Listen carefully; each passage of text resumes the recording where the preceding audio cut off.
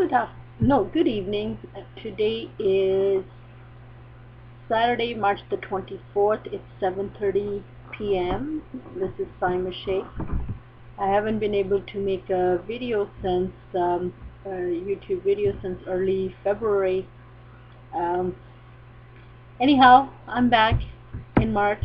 Spring has sprung, and this particular first video is about making gluten-free bread, which I attempted to make today. Now, what is gluten-free bread? I'll tell you. Gluten is a protein found in wheat, and it also makes our flour sticky, which is helpful when we make bread, because then it makes the flour stick together. Now, sometimes people develop allergies to wheat or gluten in the wheat. That's the protein, because their body can't digest it. And sometimes people are born like this by birth, or sometimes they develop these allergies during their lifespan. So anyhow, I have developed an allergy to wheat recently, so I hope it's going to be a short-lived allergy and not a long-term one. So I thought, okay, I'll make gluten-free bread. So I finally found a store nearby where I live where I could go and purchase gluten-free bread at a reasonable price. That's about $3.96 a pound. So I went and I bought this flour on March 1st and brought it home. So this was my first time attempting to make gluten-free bread at home. So when I was reading the recipe and did a little bit of more research how to make gluten-free bread,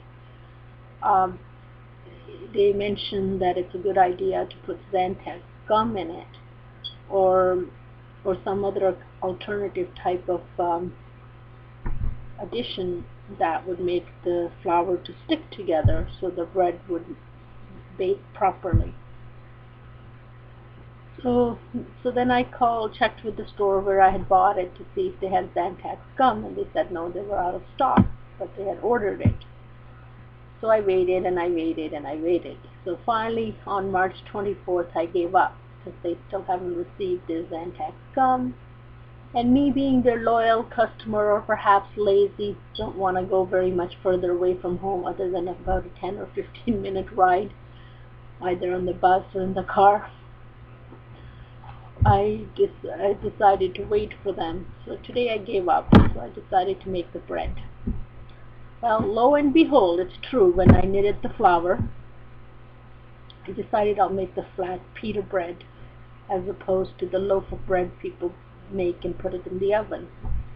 So lo and behold, when I was kneading the flour, I noticed that the good woman who had written on her website that it's a good idea to put Xanthan gum or an equivalent type of an item that makes the bread sticky, was correct, because when I was kneading the flour it was quite clear that it wasn't sticking together.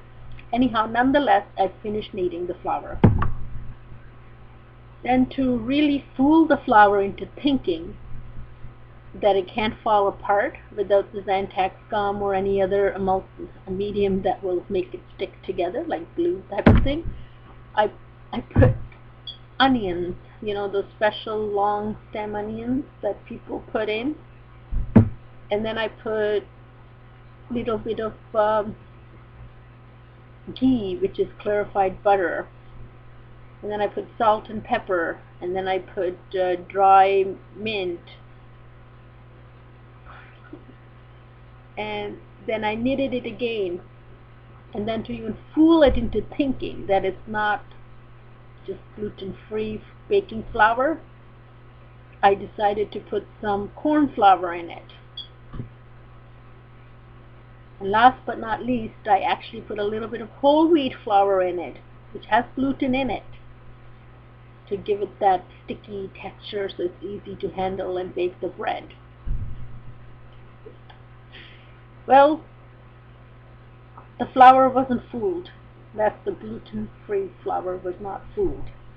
But I didn't give up, okay? I did not give up because I'm really hungry and I've been wanting to eat gluten-free bread at least since before March 1st. When was it? Since maybe February? When I discovered it might be a good idea for me to eat gluten-free bread so I won't develop symptoms related to allergy to wheat. So anyhow, I baked the bread. I baked 3 pieces of pita bread. One I ate out of hunger more than an hour ago, and the 2 pieces I wanted to show to my viewers, just so they can appreciate my resilience to make sure I bake the bread, and also the resilience of the gluten-free flour that doesn't want to be baked unless it has all the proper ingredients in it, because it falls apart. Okay? I'll show it to you now.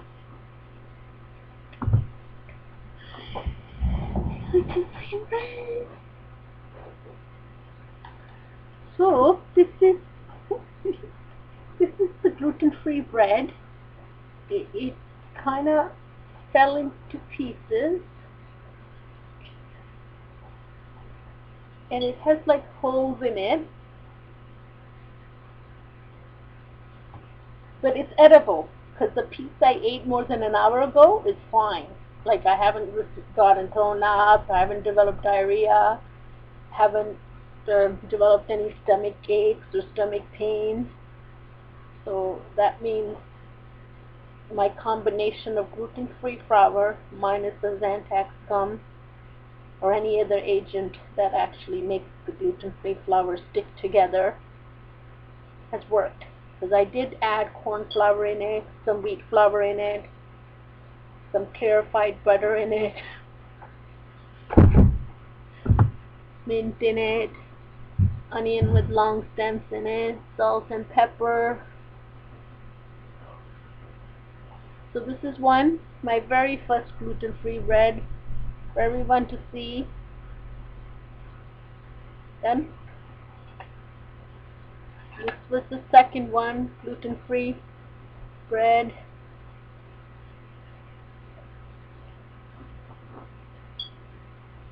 And it's edible. It may not look good, but it's edible. And it's very healthy for me. And the third one I've already eaten. So anyhow, for all of those people who like to make bread at home, now you know what gluten-free bread looks like. It could have been worse, like if I hadn't added all these extra ingredients. So it's really important to put Xanthan gum or some other kind of agent. You can check it on these wonderful websites that are everywhere that give you wonderful recipes about gluten-free bread and what to add in it to make sure the flour sticks together, otherwise it falls apart. And then you will not have a good pita bread or a good loaf of bread that rises. And now there's a name of a woman in the US. She has an excellent website and she gives excellent recipes, and she sells gluten-free flour. It's a special blend of mix, and I've forgotten what her name is, or else, but I'm going to order it from her. It's just that I figure if I order stuff from US, it'll be like shipping and handling, plus the cost of flour, which will be like $40, I think, for 10 pounds, plus taxes. Might be too much, so I thought it might have been helpful if I found something closer at my local community in Canada, but it looks like my community is dragging heels or feet or something. Anyhow, but I called the bulk store manager this morning and spoke to her.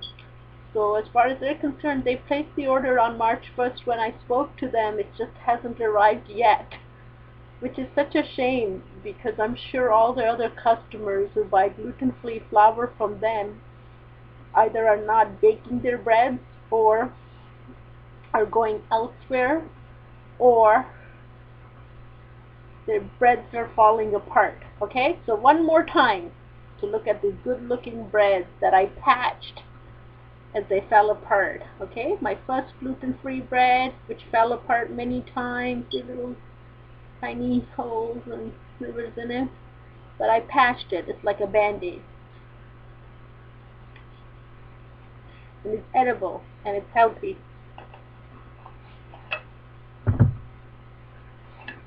And this is the second one, not bad.